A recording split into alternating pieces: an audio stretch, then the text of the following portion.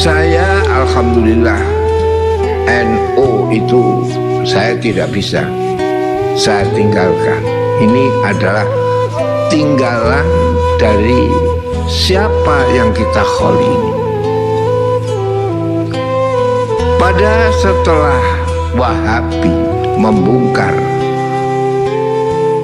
apa yang disebut daripada makabir, cungkup-cungkup, kubah-kubah para sahabat, para ulama-ulama besar,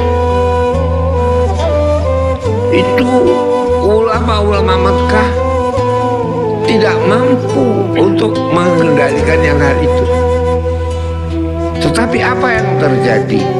Bahwa sebagai pimpinan Jam'iyah Nahdlatul Wathon, yang walau Nahdlatul Wathon itu artinya gerak atau bangkitnya pencinta tanah air, tapi Nahdlatul Wathon mempunyai anak organisasi keislaman, yaitu Jam'iyatun Nasihin yang diketuai oleh Kiai Asnawi Kudus. Tahun 25 pada waktu itu diputuskan ulama-ulama Jam'iyah Nahdlatul Wathon mengirimkan utusan menghadap Raja Abdul Aziz. Kemudian yang ditunjuk pada waktu itu, saya diceritai oleh orang tua saya dan ulama-ulama yang dahulu, mestinya dipimpin oleh Kiai Asnaf.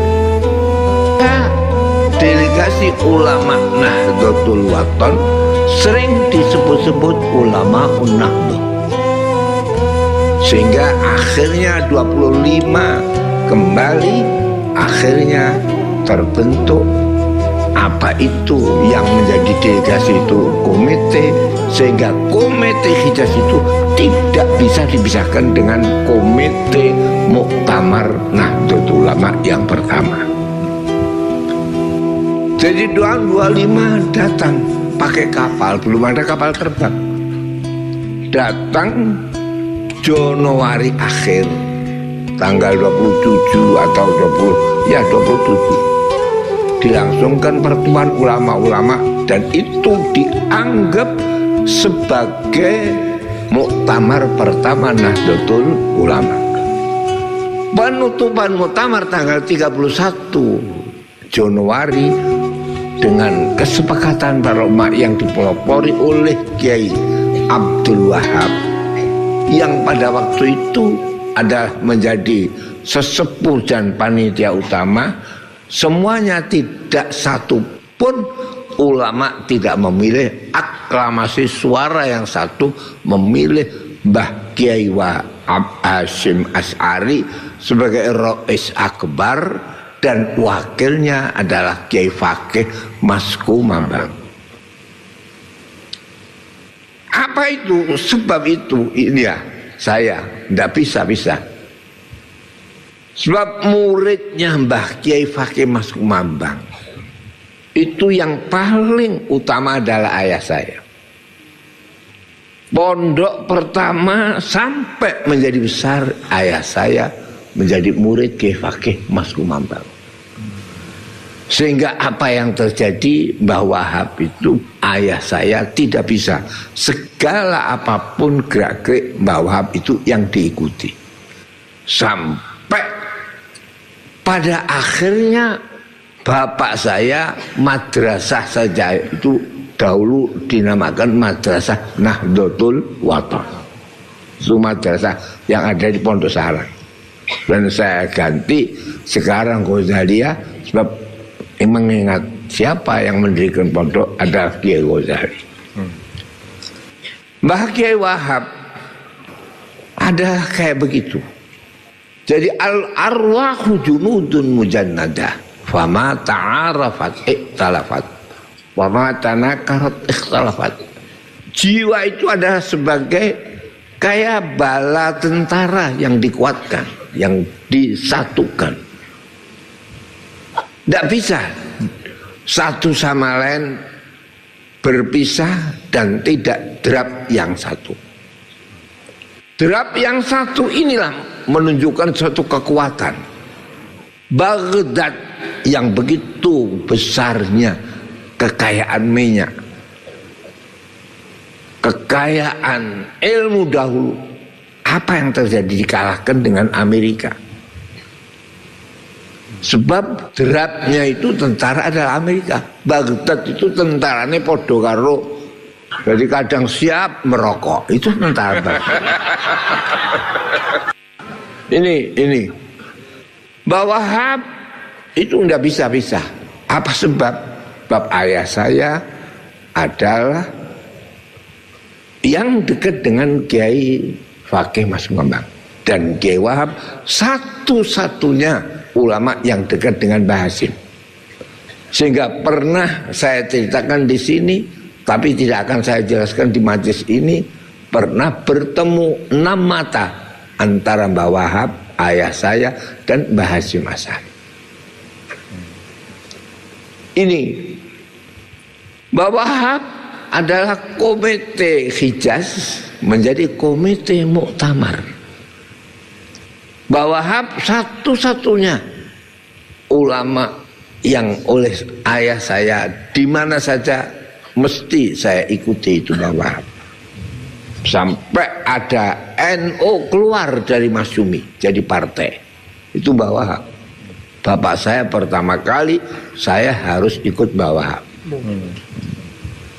Jadi pemilu tahun 55 akhirnya berdirilah NU tahun 53 sebagai partai politik, 55 ikut pemilu, dan segala apapun putusan itu yang pecah antara kaum nasionalis dengan Islamis, akhirnya kalau tidak ada Wahab, taqabbalallah minna wa minkum taqabbal ya.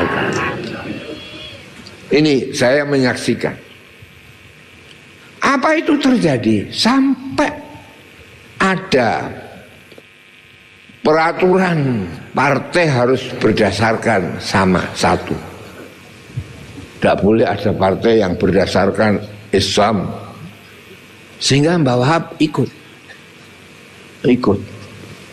Apa itu terjadi? Kalau nggak ada Wahab, NU ya taqabbalallah minna wa minkum taqabbal.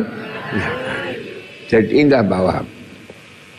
Jadi NU jadi partai tahun 53. Ikut pemilu 55. NU kampanye tahun 55 di Pondok Tebuireng. Sebelum hari H di Pondok Tebuireng, karena ada lain, ada akui pada waktu itu, saya 3 hari sebelum Mbah Wahab datang, belum ada, saya mondok Tebuireng. Jadi saya pernah mondok Tebuireng 3 hari. Habis akhirnya kampanye NU di Pondok Tebuireng, saya ikut. Mbah Wahab pulang, saya ikut pulang. Ini. Jadi saya, alhamdulillah saya sudah berjanji, saya memang ya NU, dan NU-nya ya Wahabi, tapi Wahabi bukan Wahabi Mekah, tapi Wahabi tambah beras.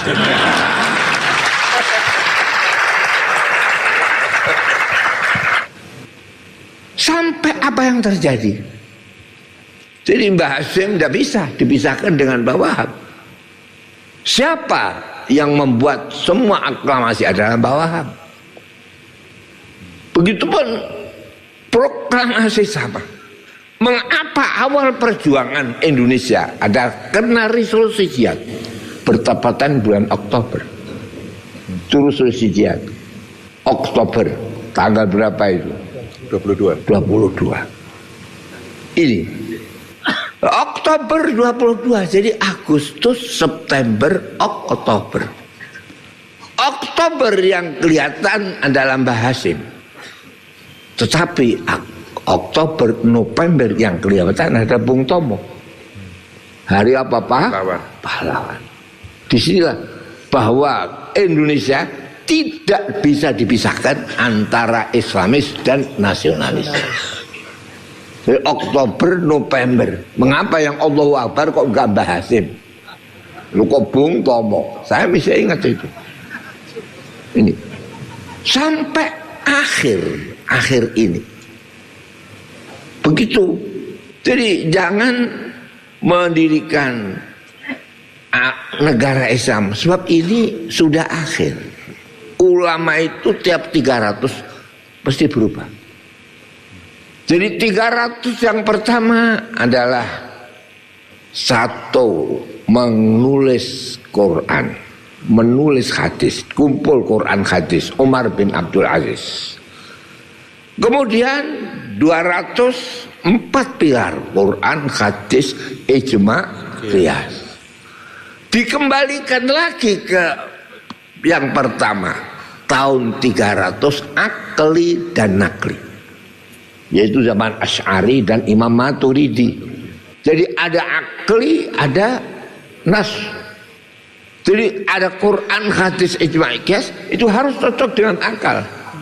Ad-dinu aqlun waladina liman la aqlalahu. Jadi akal. Sehingga tauhid yang kita pelajari adalah tauhid ilmu kalam yang digandengkan dengan akli. Jadi bukan dalil nakli, tapi dalil apa? Akli. Itu Asy'ari Maturidi.